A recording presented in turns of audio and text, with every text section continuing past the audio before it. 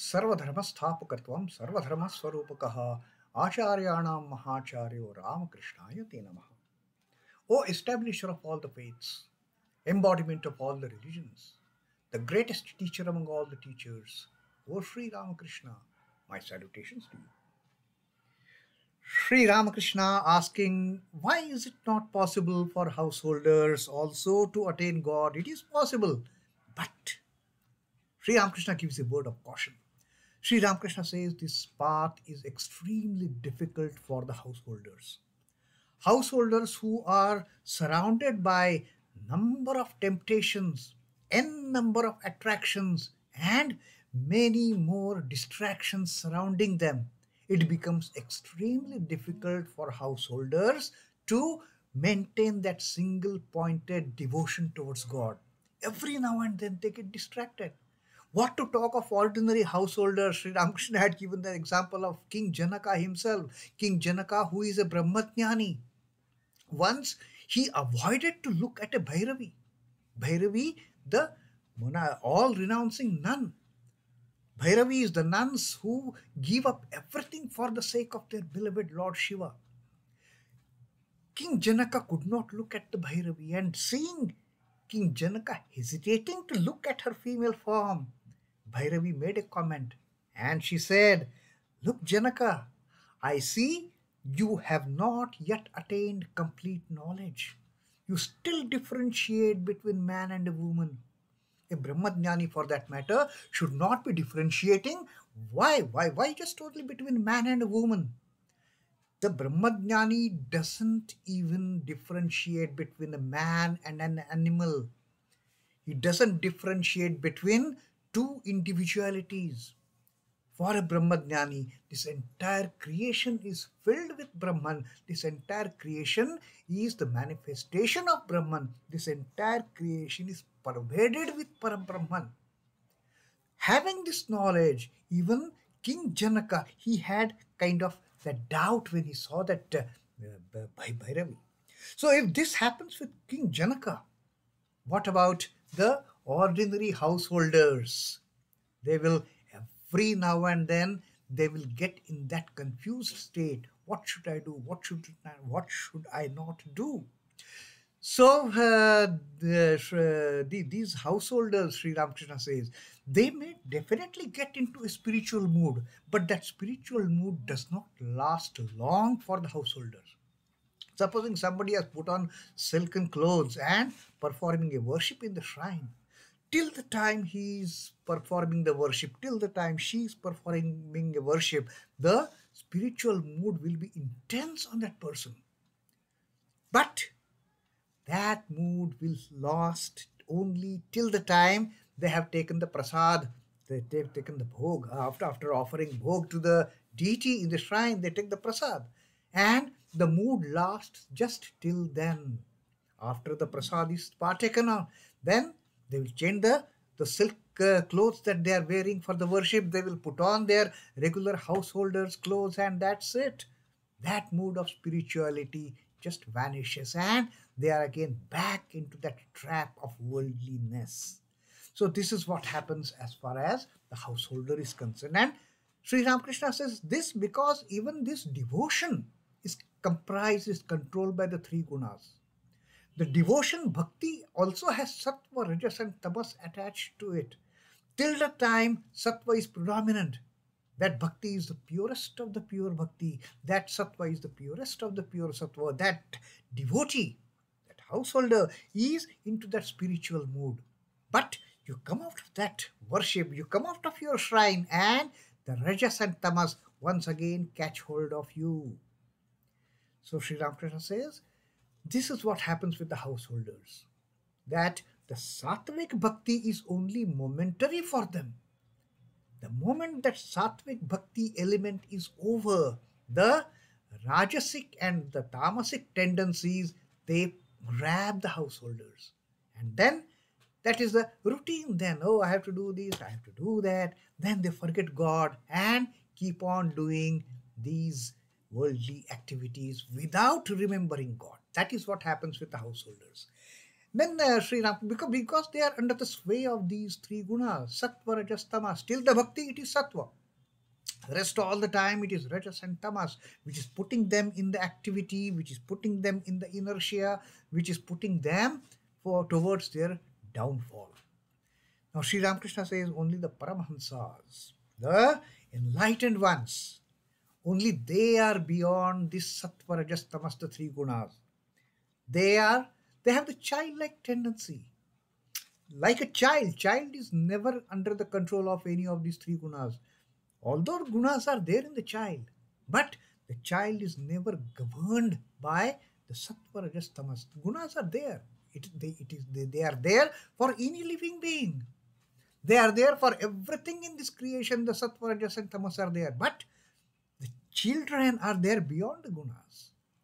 They don't acknowledge, oh, this is sattva, rajas, this is tamas. Likewise, the paramahamsas, they are beyond the gunas. And Sri Ramakrishna says, because of this childlike tendency of being beyond the gunas, paramahamsas, they always try to have the company of little children. They want to grab that childlike nature of these children. They want to partake of this childlike nature of the children. And Sri Ramakrishna himself being Paramahamsa, he always keeps the company of these young children, Rakhal, Baburam, Naren, and Tarak, and all these youngsters. And that's how Sri Ramakrishna keeps his sattva, rajas, tamas under control. Goes beyond the sattva, rajas, tamas, being in the company of these youngsters. So, this is how Sri Ramakrishna has spoken of. And then this tantric sadhak, who is also there in this group of devotees, he asks, yes, this creation is both good and bad. It has sattva, it has rajas, it has tamas. Now, Paramahamsa, you said, is beyond the three gunas. Now, is a Paramahamsa aware of virtue and vice? This is the question, this is the doubt that this tantric sadhaka has in mind after listening to Sri Ramakrishna's words. So he has put this question to Sri Ramakrishna. Is a Paramahamsa aware of virtue and vice? To this, Sri Ramakrishna says that once Keshab Sen also had asked the same question to me. Sri Ramakrishna says, Keshab Sen also asked that question. I said to him, if I explain that to you, you won't be able to keep your society together. If I explain to you how the Paramahamsa is beyond the virtue and vice, how he goes beyond virtue and vice after realization.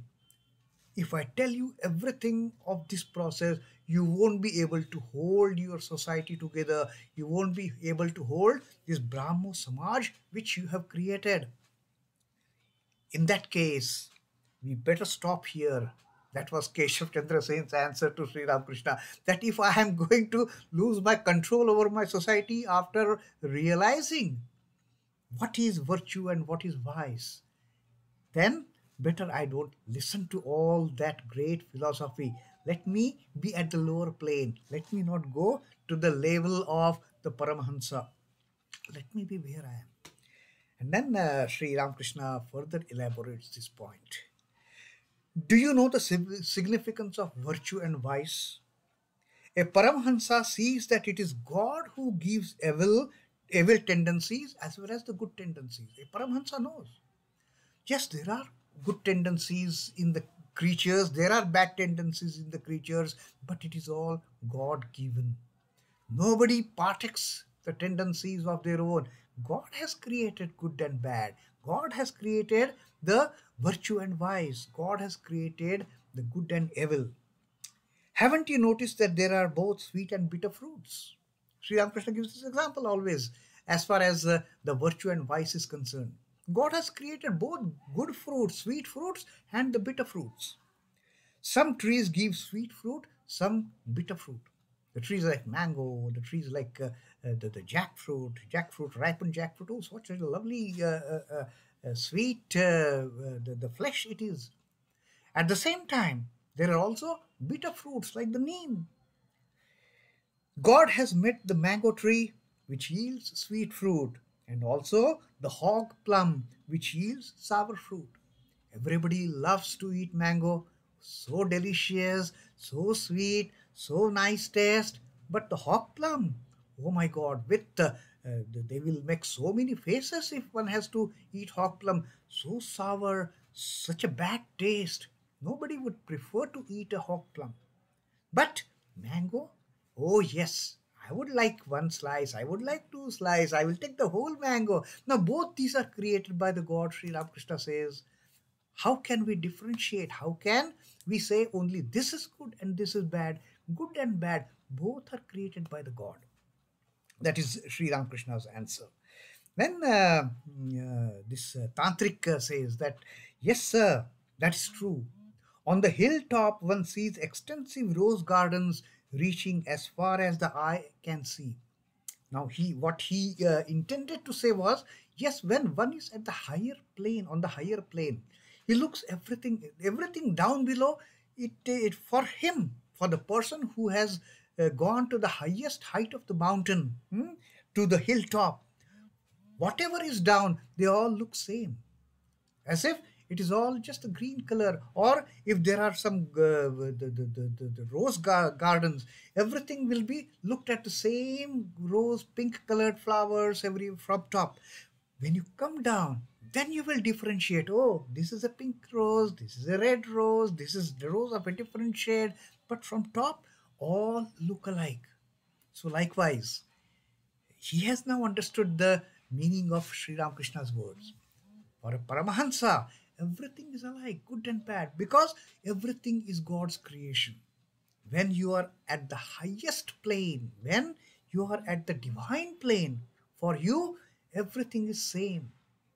All the trees, they look alike. It is just a green kind of the ocean you see down below from that great height. You don't see anything else.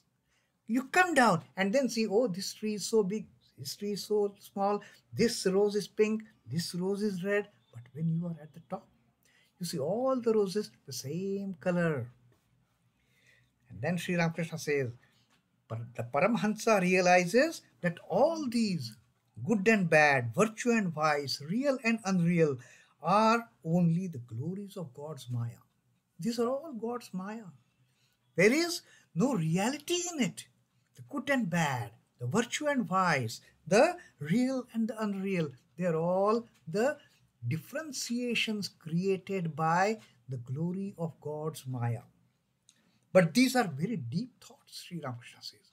The moment you get this particular realization, then Sri Ramakrishna says, one realizing this cannot keep an organization together or anything like that. And that's why he had told Keshab Sen, if you get to know the intricacies of this reality, if you get the complete realization of this differentiation between the virtue and vice, the good and bad, the holy and unholy, the pious and evil, if you get to know the complete realization, you won't be able to control this organization. That one realizing this truth cannot keep an organization together or anything like that. Then even in the day-to-day life, it cannot be controlled from the worldly perspective.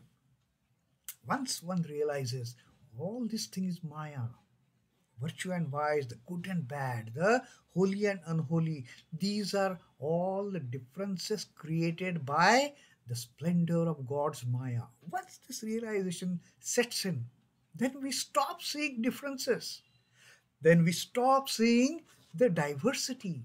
Then we stop seeing the multitude. And then that knowledge of the Brahman has pervaded this entire creation, it dawns. Then one gets that realization, it is the Brahman who is manifesting in this entire creation. There are no two things in this creation. There is no me and you. There is no I and you. There are no Dvaita. It is only the Advaita. It is only the unison of all the living beings, of all the beings. They are all united with that essence of Brahman which is pervading all these entities.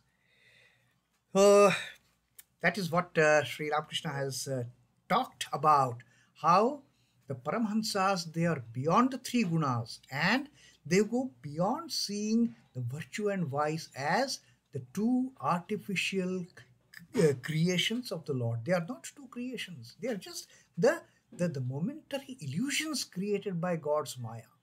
In reality, there is no good and bad. In reality, there is no virtue and vice. In reality, there is no holy and unholy. In reality, there is no pious or evil because it is only the Brahman who has pervaded this entire creation. Once that knowledge dawns, this understanding of diversity, it just vanishes. Om Namah Shri Bhagavate Ramakrishnaya. Sri Ramakrishna Arpanamastu. Jai Thakur, Jai Ma, Jai Swamiji.